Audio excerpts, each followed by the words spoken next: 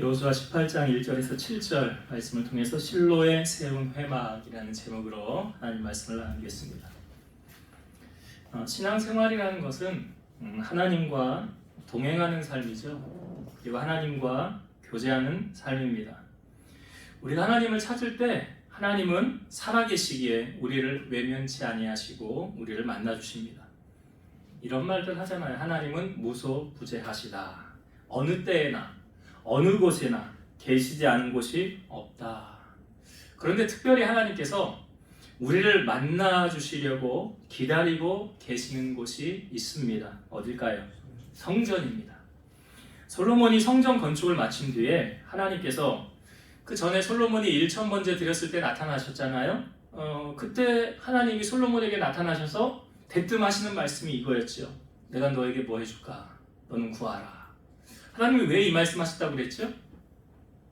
하나님이 감동받으신 거죠. 그러니까 여러분, 하나님을 감동시키면 내 소원 이루어진다고요. 성경이 말하잖아. 여호와를 기뻐하라. 그리하면 너의 마음의 소원이 이루어지리라. 그러니까 솔로몬이 1,000번째를 드린 후에 하나님이 감동받으셔서 또 뭐 해줄까? 그랬더니 솔로몬이 구한 것이 종은 작은 아이입니다. 출입할 줄을 알지 못하고 이 백성 어떻게 내가 재판할 줄을 잘 모르겠사오니 지혜를 주옵소서. 그 나라와 그 일을 구한 거 아닙니까, 솔로몬이? 근데 하나님이 그 말을 딱 들으시고 네가 너를 위해서 재물을 구하지도 않고 오래 살게 해달라고 장수를 구하지도 않고 또 너를 힘들게 하는 원수를 멸하여 달라고 하지도 않고 지혜를 구하였으니 내가 너에게 지혜를 주리라. 그러나 네가 구하지 않은 것까지도 내가 너에게 주리라 그러잖아요. 그러니까 부귀와 영화와 모든 것이 다 따라오지 않았습니까? 그리고 그때 솔로몬이 하나님을 처음 만났고요. 두 번째 하나님이 솔로몬에게 나타나셨을 때가 솔로몬이 성전을 완공하고 난 다음이죠. 성전 건축 마친 다음에 하나님께서 기브온에서 나타나셨던 것처럼 다시 솔로몬에게 나타나셔서 하셨던 말씀이 이거예요. 네 기도와 네가 내 앞에서 간구한 바를 내가 들었음즉 나는 네가 건축한 이 성전을 거룩하게 구별하여 내 이름을 영원히 그곳에 두며 내 눈길과 내 마음이 항상 성전에 있으리라. 그러면서 네가 하는 그 기도를 내가 듣는다고 그러잖아요. 성전에서 내가 하나님이 들으신다고요.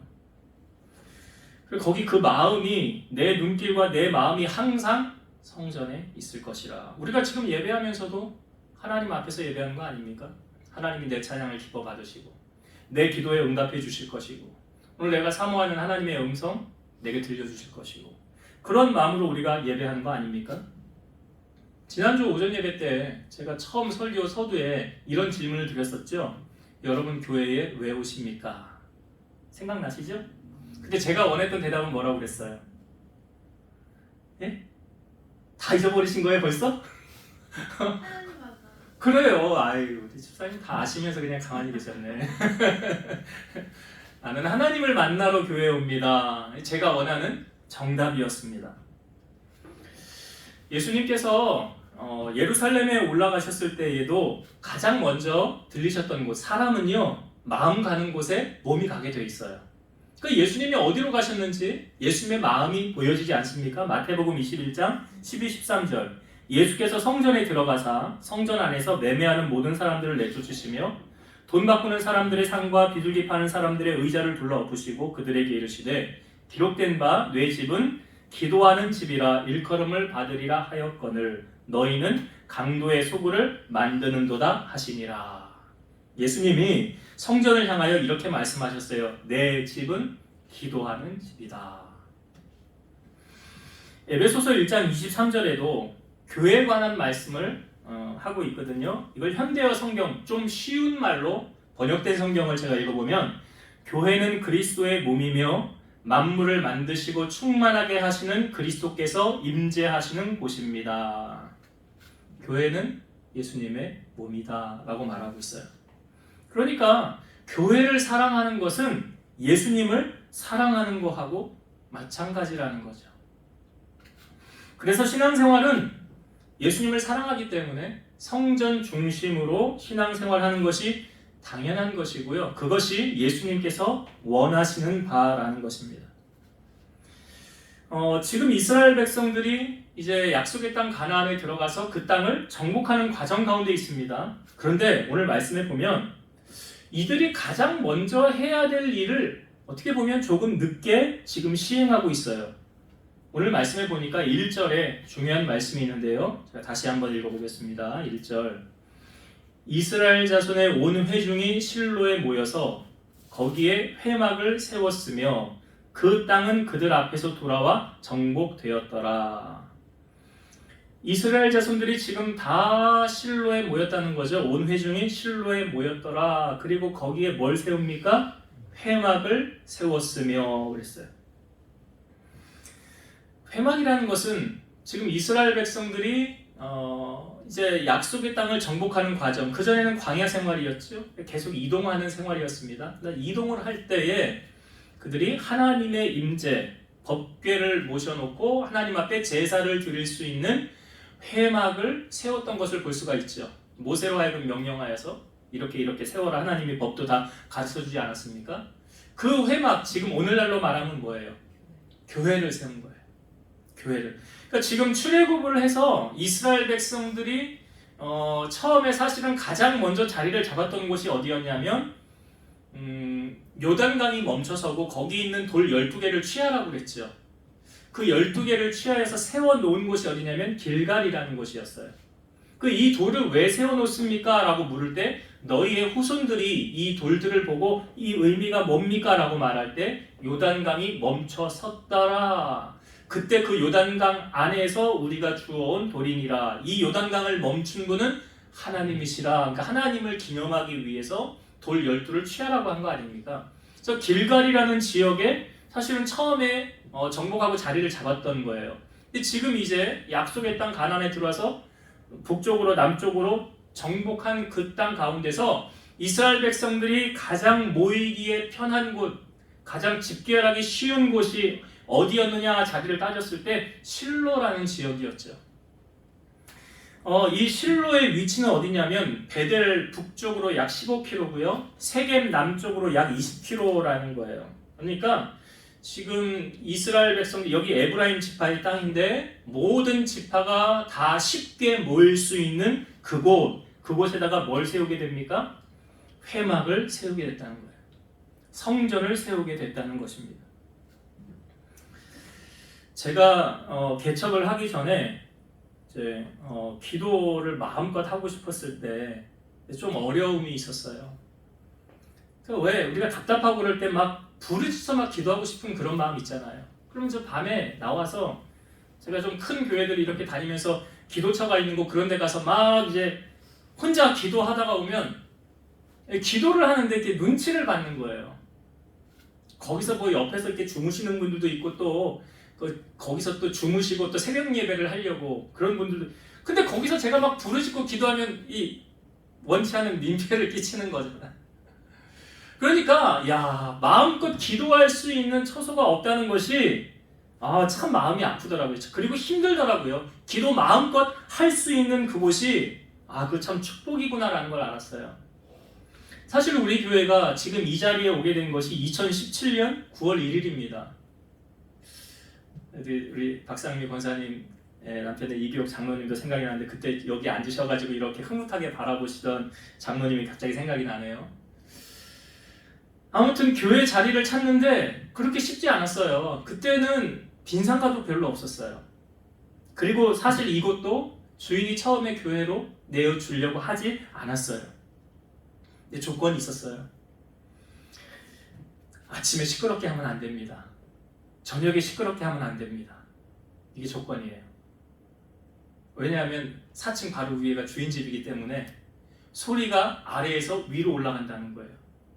제가 처음에 교회를 얻고 나서 새벽에 여기 와서 며칠 부르짖어 기도했어요. 전화가 오더라고요. 주인 아저씨께서 이러시면 곤란합니다. 이러시면 곤란합니다. 저는 기도하고 싶어서 새벽에 와서 부르짖었는데 그분이 안 된다는 거예요. 그래서 제가 알겠습니다. 뭐 어떻게 해요? 제가 그분의 말에 따라야지요. 힘이 없잖아요. 그래서 새벽에 와서 기도를 하려면 부르짖어 기도하는 건 안 되는 거예요. 근데 성경에 너는 내게 부르짖으라 했는데, 그리고 저녁에도 늦게, 그래서 우리가 성부 영신 예배 때도 12시에 11시에 하지 못하는 이유 중에 한 가지는 위로 소리가 올라가기 때문에, 그래서 8시에 예배를 드리는 거예요. 그런 전제 조건이 있었어요. 그러나 낮에 3시에 기도하는 거는 인정을 해주셨어요. 그 시간은 자기도 일과 중이고 그러니까 어느 정도 감안을 해주겠다. 그리고 초대교회가 3시에 기도 시간이었잖아요. 우리 교회가 그래서 기도 시간을 3시에 정하고, 그 아침 저녁으로 부르짖지 못하는 그 시간에 낮에 3시에 와서 마음껏 부르짖어 기도할 수 있는 시간을 그때 허락을 받은 거죠. 어떻게 보면 하나님께서 언제까지 여기에 있으라고 할지 사실 저는 모르죠. 제가 결정하는 문제가 아니기 때문에, 그것은 하나님이 하시는 문제이기 때문에. 그러나 하나님께서 다음에 우리를 성전으로 어느 곳으로 인도하신다면, 저는 하나님 앞에, 제가 저번에도 설교 때 얘기했었죠. 이런 얘기를 했잖아요. 하나님, 나 이제 좀 건물을 주시던지요, 땅을 주시던지요. 아무도 아멘은 안 하지만 건물을 주시든지 땅을 주시든지, 저 이제 세상의 교회 이제 그만했으면 좋겠습니다. 저 개척한 지 20년 넘었잖아요. 그만했으면 좋겠습니다. 그리고 또 한 가지 조건은 아침 저녁으로 아무 때나 우리 교우들이 와서 부르짖어 기도할 수 있는 처소였으면 좋겠습니다. 아무 때나. 제가 오륜교회를 가보니까 그 3층에 제가 층별로 다 구경을 했거든요. 10층까지 있어요. 10층에 올라가서 제가 이렇게 동영상도 이렇게 하나 시내를 향해 쫙 찍었는데, 롯데타워도 보이고 이렇게 한눈에 전경이 딱 들어오더라고요. 거기 뭐 다른 건 뭐 그렇다 하더라도 뭐 방송실도 있고 다 있는데, 부러운 게 아마 여러분들도 부러워하실지 몰라요. 3층에 보면 기도굴이라는 게 있어요. 기도굴. 그 신림의 명성수양관 가보셨나요? 혹시? 거기 뒤쪽으로 가보면 기도굴이 있어요. 기도처가 있어요. 어떻게 되어 있냐면 문을 딱 열고 들어가면 판넬 하나가 깔려 있습니다. 그리고 딱 들어가서 한 사람이 기도할 수 있는 공간 딱 돼 있어요. 저도 거기 가서 기도 많이 했었어요. 근데 그게 오륜교회에 있더라고요. 많지는 않아요. 제한이 있기 때문에. 그런데 거기에 기도처가 있더라고요. 혼자 들어가서 하나님을 대면하여 기도할 수 있는 공간. 우리도 성전 건축을 하면 이거는 꼭 만들어야 되겠다라는 생각이 들어요. 기도굴. 하나님과 깊이 대면할 수 있는 기도처. 누구나 와서 여기서 마음껏 부르짖어 기도할 수 있는. 왜요? 성전은, 교회는 지금 예수님 뭐라고 말씀하셨어요? 기도하는 집이래잖아요. 내 집은 만민이 기도하는 집이니라. 여러분, 교회의 목적은 기도하는 곳이에요. 장사하는 곳이 아니고요. 사업하는 곳이 아니에요. 물론 어떤 사업을 해서 이윤을 남겨서 그걸로 선교도 하고 여러 군데 쓰이면 좋지만 그건 부수적인 거고요. 가장 주된, 교회의 주된 목적은 무엇입니까? 기도하는 곳이에요. 그래서 지금 이스라엘 백성들이 조금은 늦은 감이 있지만 이곳에 이제 자리를 잡고 실로에다 자리를 정해서 온 백성들이 모여서 하나님을 향하여 예배하며 기도할 수 있는 것, 이것은 바로 교회를 가까이 하는 것은 주님을 가까이 하는 것이다 라는 것을 보여주고 있고요. 마귀는 이것을 알아요. 뭐냐 하면, 왜 마귀는 교회를 끊임없이 공격을 할까요? 그렇지 않습니까? 마귀는 끊임없이 교회를 무너뜨리려고 해요. 그 이유가 뭐냐면, 여러분, 교회가 평안해야 여러분이 평안합니다. 그 인정하세요? 교회가 막 어수선스럽고 분란스럽고 문제투성이면 우리의 삶도 아마 그렇게 될 수 있는 거예요. 에스겔 말씀에 나오지 않습니까? 성전에서 흘러내리던 물이 흘러내려가서 모든 사람이 죽었던 것이 다 살아나더라. 그러니까 우리가 사실 은혜 어디서 받습니까? 교회에서 받는 거 아니에요? 교회에서 은혜 받는 거잖아요. 제가 우리 원집사님에게 꼭 교회 20-30분 전에 와서 기도하라는 이유가 누굴 위해서 기도하라는 거예요? 나를 위해서 기도하는 거예요. 그 나가 나도 될 수 있고 여러분도 될 수 있는 거예요. 꼭 기도해야 되는 거예요. 그래야 내가 그 은혜로 살아가기 때문에 그렇다는 것이요. 그러니까 오늘 이스라엘 백성들이 가장 중요한 것을 지금 먼저 말해주고 있는 거예요. 여러분, 신앙생활은요, 교회 중심으로 해야 되는 게 가장 건전한 거예요. 어디에서 신령하더라, 어디에서 뭐 모르는 거 우리가 가르쳐줬더라. 그래서 이단으로 빠지는 경우가 얼마나 많아요.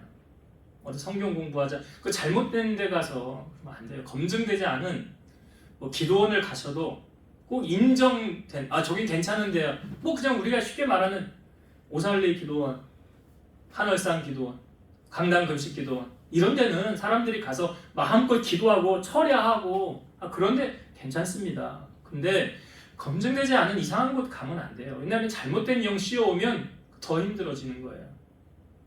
그래서 우리는 꼭 신앙생활을 어디 중심으로 해야 됩니까? 교회 중심으로 해야 된다. 그리고 교회가 평안하도록 여러분 기도하셔야 돼요.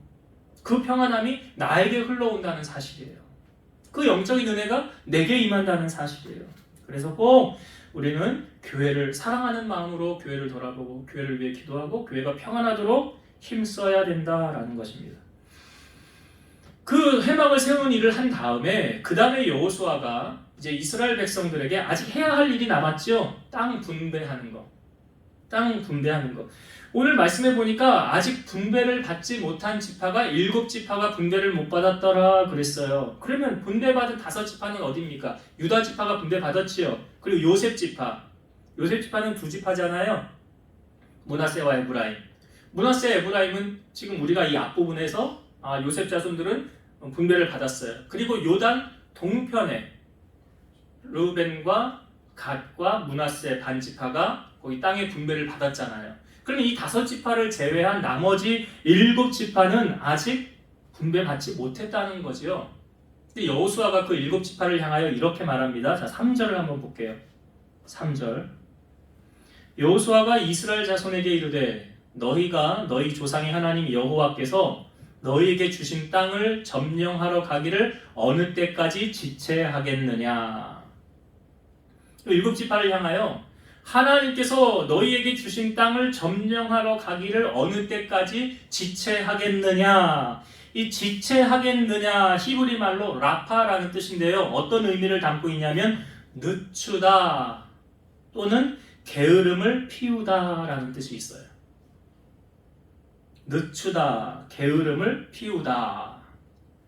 하나님께서 지금 약속의 땅 가나안을 이스라엘 7지파에게 주셨음에도 불구하고 저들이 게으름을 피움으로 말미암아 그 땅을 아직 차지하지 못하고 있다는 거예요. 저번 주 주일날 오후에 예배를 마치고 발라달라 사업장에서 예배를 드렸죠. 우리 원종호 집사님이 이제 감사 헌금 예물에다가 기도 제목을 쭉 적었는데 거기 성경 구절을 적었더라고요. 이런 말씀을 적었지요. 생각나세요? 부지런한 자의 손은 사람을 다스리게 되어도 게으른 자는 불임을 받느니라. 이게 잠언 12장 24절의 말씀이거든요. 그런 마음으로 사업을 경영하시면 참 좋겠다라는 생각이 들어요. 그러면서 비슷한 성경 구절을 내가 몇 구절 또 찾아서 읽어드릴게요. 잠언 19장 15절. 게으름이 사람으로 깊이 잠들게 하나니 태만한 사람은 줄일 것이니라. 잠언 21장 25절. 게으른 자의 욕망이 자기를 죽이나니 이는 자기의 손으로 일하기를 싫어함이니라. 다음 무엇에 관한 경고의 말씀이에요? 게으름이죠. 데살로니가 교인 가운데 이런 사람들이 있었어요. 바울이 이런 사람들을 향하여 이렇게 말했습니다. 누구든지 일하기 싫어하거든 먹지도 말게 하라. 그리고 사도 바울에게 들려시기를 너희 가운데 게으르게 행하여 도무지 일하지 아니하고 일을 만들기만 하는 자들이 있다 하니 이런 자들에게 우리가 명하고 주 예수 그리스도 안에서 권하기를 조용히 일하여 자기 양식을 먹으라 하노라. 일은 안 하고 일만 만드는 게으른 사람들이 있었더라. 그런 사람들을 향하여 말합니다. 일하여서 자기 양식을 먹으라. 시편 128편 2절에 보면 네가 네 손이 수고한 대로 먹을 것이라 네가 복되고 형통하리로다. 하나님은요, 물론 무에서 유를 창조하실 수 있지만 행한 대로 갚는다고 하시잖아요. 네가 수고한 대로 먹는다고 하지 않습니까? 그 TV 프로 가운데 편스토랑이라는 프로가 있어요. 거기 보면 배우 나영희 씨와 그의 딸인 신디가 거기에 출연을 했었어요. 근데 그의 딸 신디가요, 자기 엄마는 3가지 계명이 있대. 엄마의 3가지 인생 3계명이 있다는 거예요. 첫 번째가 뭐냐면 게으름은 죄다. 두 번째가 뭐냐면 여자는 피부가 생명이다. 세 번째는 부모님 말에 순종하라. 그러면 성공한다. 성공에 관한 3계명. 물론 배우이기 때문에 피부가 생명 아니겠습니까? 그런데 첫 번째로 말한 게 뭐냐면 게으름은 죄다예요. 성경도 그렇게 말하고 있잖아요. 게으름은 죄다. 게으른 사람은 밖에 사자가 있다, 뭐가 있다 핑계를 대면서 나가지도 않고 일하지도 않고 그냥 소파를 침대 삼아, 내 베개 삼아 그냥 거기서 그냥 하루 종일 있어도 아무렇지 않은, 그냥 안 되는 거죠. 성경은 그렇게 하지 말라라고 말하지 않습니까? 여러분, 부지런하고 성실하면 뭘 해도 되지 않을까요? 근데 아무것도 하지 않고 나태하고 게으르게 산다면 희망이 보이지 않는 것 같습니다. 왜냐하면 이런 말들 안 믿는 사람들도 하잖아요. 하늘은 스스로 돕는 자를 돕는다라고요. 이게 성경에 관련된 구절이 있어요. 다윗을 우리가 양치기, 하나님께서 왜 다윗을 이스라엘의 2번째 왕으로 세웠는지 말하지 않습니까? 다윗은 양을 칠 때 어떻게 했대요? 성실함과 공교함으로 하였더라. 또한 야곱이라는 사람이 외삼촌 라반의 집에서 20년 동안 섬기지 않았습니까? 근데 이 라반 사기꾼이죠. 월급 준다고 하고 속이고 10번 넘게 그냥 속이면서 부려먹기만 하지 않았습니까? 나중에 자기 간다고, 그러니까 더 있어라 하면서 그럼 조건을 걸잖아요. 뭐 해주면 더 있을래? 그랬더니 야곱이 그 얘기했죠. 양 중에 얼룩무늬, 염소 중에 얼룩무늬. 돌연변이 나오면 달라는 거예요. 그러니까 이 야곱이 그 돌연변이를 싹 골라내가지고 3일길을 또 띄워놔요. 혹시 그런 거에서 교미에서 새끼 나오면 그런 거 나올까봐 한 마리도 안 주겠다는 거 아닙니까? 이 라반이 얼마나 잔인한 사람입니까? 그런데 하나님께서 말씀하셨잖아요. 라반이 너에게 행한 건 내가 다 봤어. 그 말 속에는 이 말도 있다고 그랬지요. 야곱, 네가 라반에게 어떻게 행하는지도 내가 다 봤어. 그 말이잖아요. 그러니까 나중에 라반이 7일 길을 쫓아오죠. 야곱이 자기 돌아가려고 할 때. 사실 쫓아온 목적은 야곱 쪽이고 재산 다 뺏어가려고. 근데 하나님이 그날 전날 밤에 나타나셔서 야곱에게 손 하나 대지 말라라고 경고하시잖아요. 그때 야곱이 외삼촌 라반을 마지막으로 만났을 때 했던 말이 쭉 긴데요. 가장 핵심되는 구절이 이거예요. 외삼촌을 향하여 이렇게 말합니다. 내가 낮에는 더위와 밤에는 추위를 무릅쓰고 눈 붙일 겨를도 없이 지냈나이다. 하나님이 내 고난과 내 수고를 보시고 갚아주셨습니다. 야곱이 라반에게 어떻게 행하였는지 지금 야곱이 말하잖아요. 낮에는 더위와 밤에는 추위를 무릅쓰고 뭐 양 중에 뺏긴 거 있으면 도로 보충해놓고 아무튼 뭐 그렇게 했다는 거 아닙니까? 그러니까 하나님이 나중에 너 라반에게 행한 거 내가 다 봤는데 내가 그 상급 너에게 돌려줄게 하면서 하나님이 갚아주신 거잖아요. 그러니까 성경에는 부유케 되는 비결 부지런함이라고 말해주고 있고요. 게으르게 되면 태만과 가난, 또 다른 사람의 불임을 받게 된다는 거예요. 선택은 우리가 하는 거죠. 그래서 각 지파에 지금 이 3사람, 이들이 지금 지체하는 이유가 게으름 때문에 지체했다라고 지금 성경이 말하고 있는 거예요. 그래서 너희 지파 가운데 3사람씩 선정을 해라. 그래서 보냅니다. 자, 어떤 방법으로 여호수아가 이 7지파에 3사람씩 21명을 착출해서 보내느냐? 4절을 한번 볼게요. 4절. 너희는 각 지파에 3사람씩 선정하라. 내가 그들을 보내리니 그들은 일어나서 그 땅에 두루 다니며 그들의 기업에 따라 그 땅을 그려가지고 내게로 돌아올 것이라. 그러니까 한 지파에 3명씩 21명이죠. 7지파가 나가서 뭐 하라는 거예요? 그 땅을 그려가지고 내게로 돌아와라 라는 거예요. 그 땅을 그려서 내게로 돌아와라.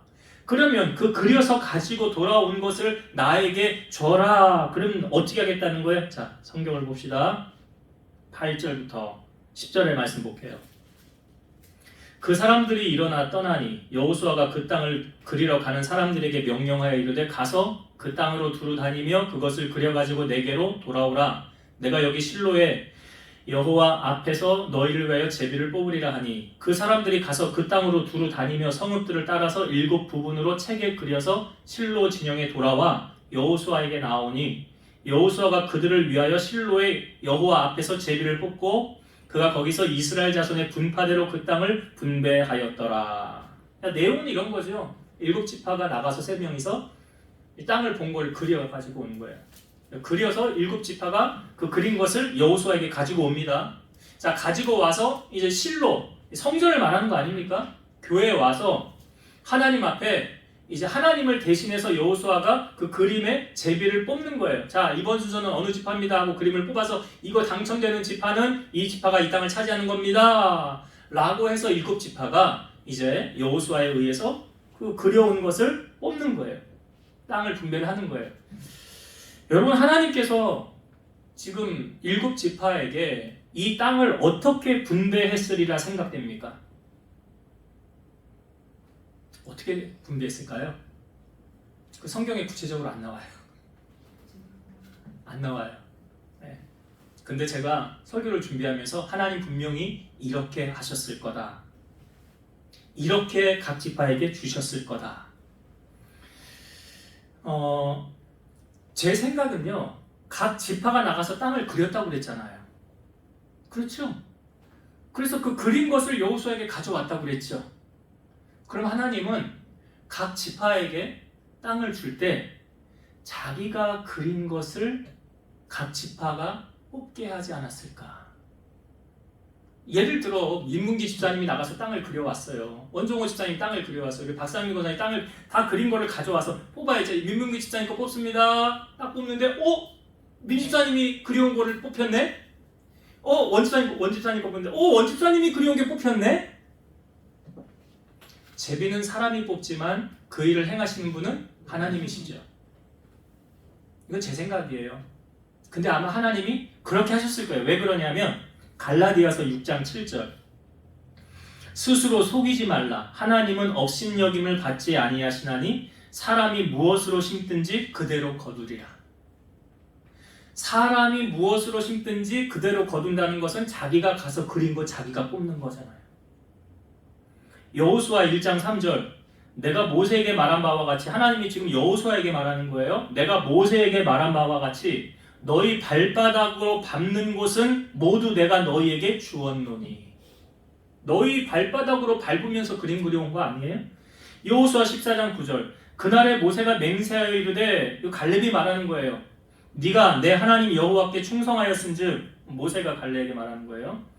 그날에 모세가 맹세하여 이르되 네가 내 하나님 여호와께 충성하였은즉 네 발로 밟는 땅은 영원히 너와 내 자손의 기업이 되리라 하였나이다. 여기도요. 네 발로 밟는 땅이잖아요.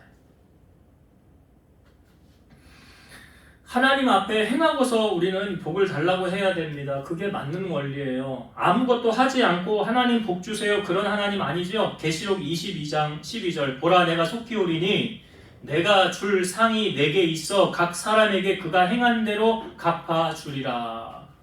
그러니까 콩 심은 데 콩 나고 팥 심은 데 팥 나는 거예요. 고린도후서 9장 6절 이것이 곧 적게 심는 자는 적게 거두고 많이 심는 자는 많이 거둔다 하는 말이로다. 이게 심은 대로 거두게 하시는 하나님의 법칙. 자, 이게 그 원리 아니에요? 제비 뽑을 때? 여기 보면 자세하게는 안 나왔지만 이스라엘 자손의 분파대로 그 땅을 분배하였더라. 자기가 그리운 거 자기가 뽑지 않았습니다. 하나님 그렇게 하지 않으셨어요. 왜? 가장 정확하신 하나님이시기 때문에 그렇게 일을 하셨을 것이다.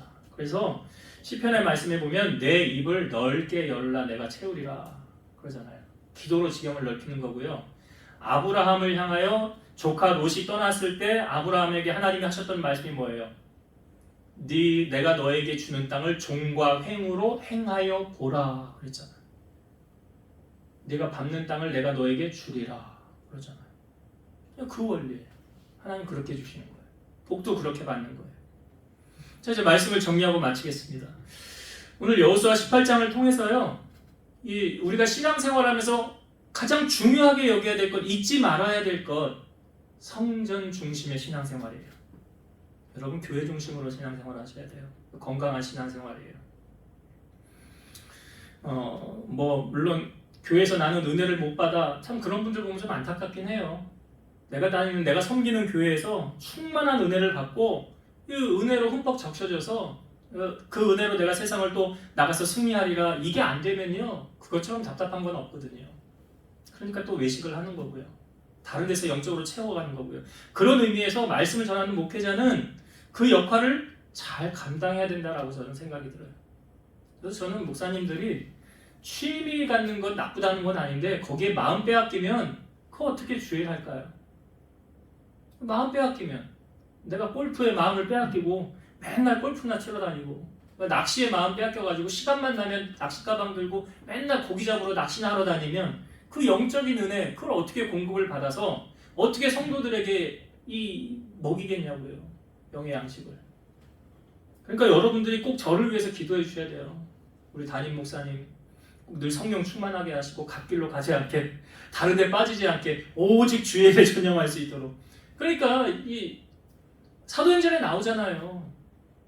우리가 구제하는데 마음을 좀 빼앗겼다가 교회 안에 히브리파, 헬라파 과부들이 문제가 생긴 원인을 베드로가 뭐라고 그래요? 우리가 말씀과 기도에 전념하지 않았기 때문에 이 문제가 생겼다라고 말하잖아요. 그래서 7 집사를 세운 거 아닙니까? 저들에게 그 일을 맡기고 사도들은 기도하는 일과 말씀 전하는 일에 전무하였다고 그랬잖아요. 그래서 여러분들이 꼭 저를 위해 기도해 주셔야 되고요. 우리 교회가 평안하도록. 여러분, 교회가 평안한 게 내 평안하고 아무 상관없는 게 아니다라는 거예요. 그 흘러내리는 은혜가 나의 가정, 나의 삶에 임하더라라는 거죠. 우리가 교회를 위해서, 교회는 주님의 몸이기 때문에, 그리고 교회는 기도하는 집이기 때문에 꼭 교회에 관심을 갖고 교회를 사랑하는 게 주님을 사랑하는 거라고, 그런 신앙생활 하시길 바라고. 두 번째가, 이 7 지파가 지금 지체한 이유가 뭐예요? 우리 이런 말도 잘합니다. 배부르고 등 따시면 뭐 한다고 그래요? 지금 그러고 있는 거예요. 지금 이스라엘 7 지파가 배부르고 등 따시거든. 난 문제가 없거든요. 걱정이 없거든요. 이게 지금 지체하는 거 이 게으름이거든요. 게으름. 이런 사람 하나님 기뻐하지 않아요. 하나님은, 하나님의 이 본성이 성실하심이기 때문에 하나님 성실한 사람을 좋아하세요. 그래서 다윗이 이스라엘의 2번째 왕이 왜 선택이 되었느냐? 성실함이에요. 그렇잖아요. 성경이 말해주고 있잖아요. 그래서 우리가 게으름은 배격하시고 이런 부지런과 열심으로 주님을 섬길 때도 어떻게 섬기래요? 게으르지 말고 열심을 품고 주를 섬겨라 그러잖아요. 게으르지 말고 열심을 품고. 우리가 그렇게 섬길 때, 자, 하나님이 주시는 상급, 하나님 정확하시죠? 심은 대로 거두게 하시잖아요. 어떻게? 7 지파가 그리운 거 자기가 그린 거 자기가 뽑는 거 아니에요? 결국은 그렇게 하나님이 갚아주시는 거 아니에요? 왜냐하면 행한 대로 심은 대로 거두게 하시더라. 그래서 우리가 하나님의 복을, 우리가 심은 만큼 거둔다는 사실, 행한 만큼 거둔다는 사실, 정확하십니다. 우리 하나님 절대 공짜 없어요. 그래서 하나님 앞에 상급 심어서 상급 많이 거두는 여러분 되시기를 주의 이름으로 축원드립니다. 기도하시겠습니다. 오늘도 살아계셔서 믿는 자를 찾으시는 하나님, 그 사람을 통해서 하나님의 일을 이루어 가실 때 우리 사랑하는 성도들이 주님 사랑하는 마음을 담아 교회를 사랑하게 하시고 교회를 위해 기도하게 하시고 부족한 종 위에서 기도함으로 그 흘러내리는 은혜가 우리 성도들 가정 가운데, 우리 교회 안에 평안하게 든든히 세워져 갈 수 있도록 은혜 베풀어 주옵소서. 또한 7 지파는 그 지체함으로, 게으름으로 하나님의 복을 더디 늦게 받았습니다. 우리 하나님 앞에 상급 받는 우리 성도들이 되어질 수 있도록 열심을 품고 주님 섬기게 하시고 심은 대로 거두게 하신다 하셨사오니 30배, 60배, 100배로 갚아주시는 하나님 앞에 상급사, 귀한 상급 거두고 간증하며 살아가는 우리 성도들 되게 하옵소서. 이제는 우리를 모든 죄악 가운데서 구속하신 예수 그리스도의 은혜와 하나님의 사랑하심과 성령님의 내주 교통 인도 역사 충만케 하심이 사랑하는 성도들 머리 위에, 섬기는 교회와 이 나라의 민족 위에 이제로부터 영원토록 함께 있을지어다. 아멘.